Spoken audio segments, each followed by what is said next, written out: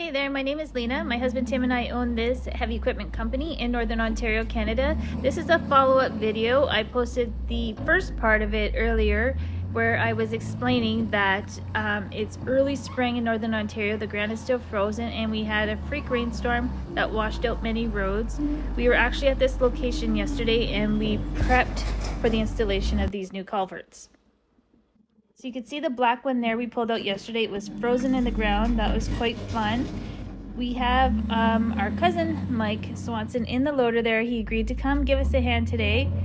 So he's going to just run these steel culverts down to put them into place.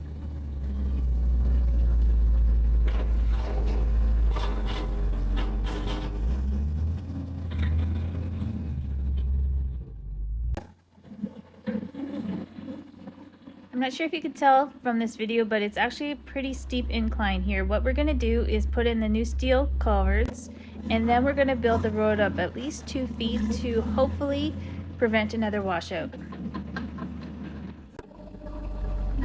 We're putting in 30 feet of culvert, a 20 piece and a 10 piece, so we have to line them up and then we have to put the coupler on.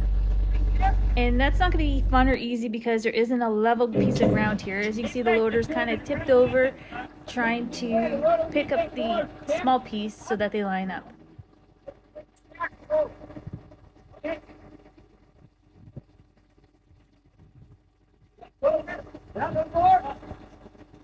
The big washout actually happened about 3 days ago. It was warm and raining like crazy, but it is cold again.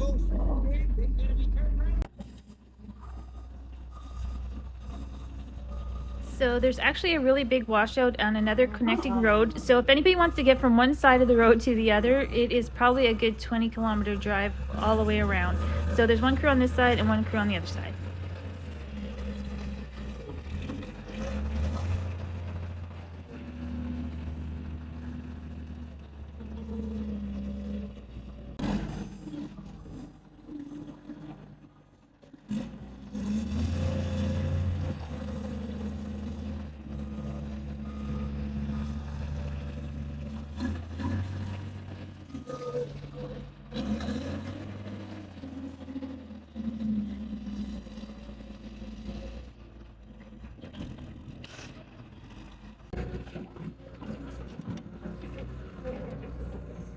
So I wanted to be on this side of the culvert, so what I had to do is I had to drive to the main highway, drive all the way around, go to a connecting highway, and then come into the road on this side. So while I was gone, they got quite a bit done with connecting up the culverts.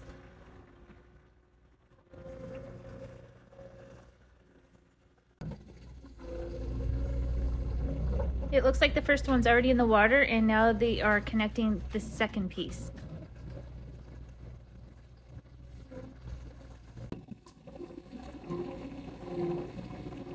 If you've ever tried to put culverts together, you know that you want level ground to do it on, but that's not possible. As you can see, the loader is slanted sideways in the ditch, and they're going to try to connect these two pieces.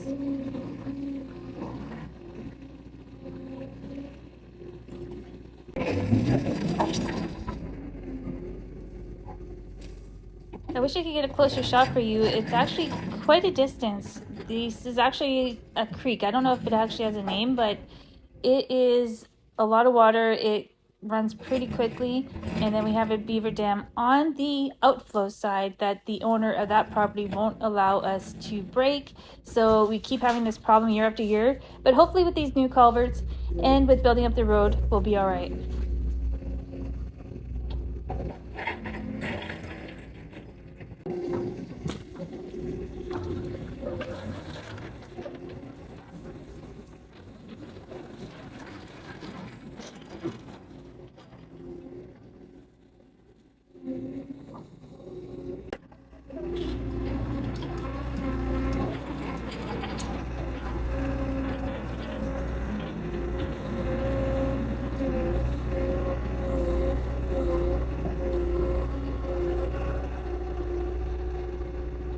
And I guess I was wrong. I thought they had installed one while I was gone, but no, they're still trying to line up this one.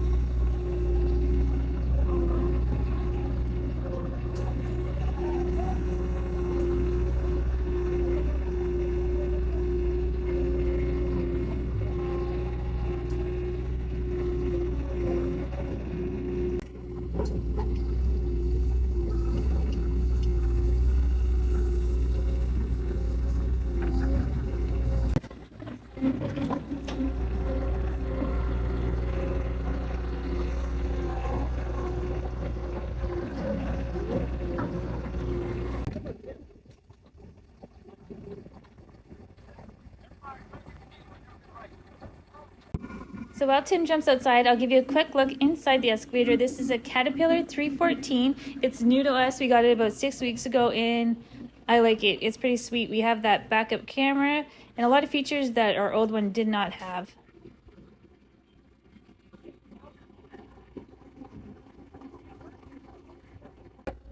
So here we go, ready to put the first one in. That loader is really steep right there. I'm glad Mike's doing it. Otherwise, I would have had to do it, and I would have been way too nervous to do what he's doing right now. He's an experienced operator. He's been at it probably 40 or more years.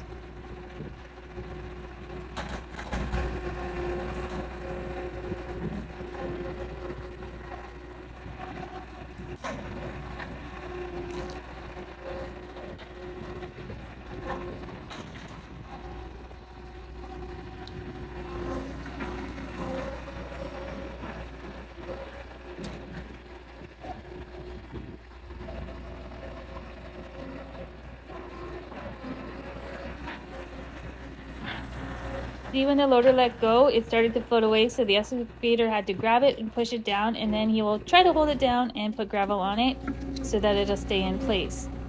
This is why you need a steel culvert. One of the locations they tried to get us to put plastic ones in, and it was actually faster flowing water than this, and it just kept floating away, so that was an epic fail. So while Tim continues with this, Mike is bringing down the second piece of culvert and they will get that put together.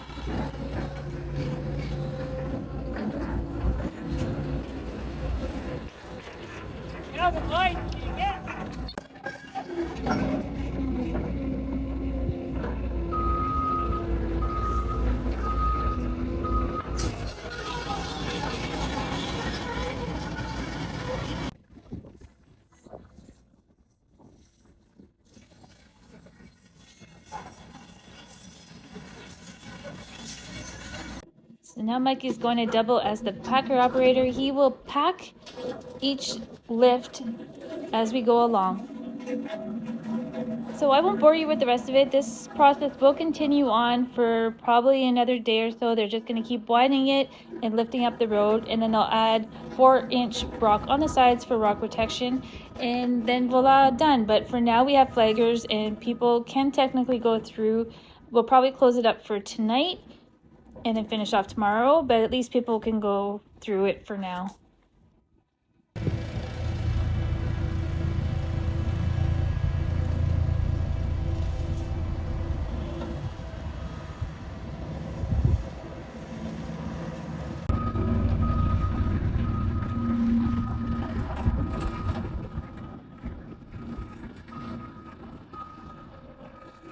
Thank you so much for watching, and if you would consider subscribing, we're putting videos up like this all the time, and some of our projects are actually pretty interesting. See you next time.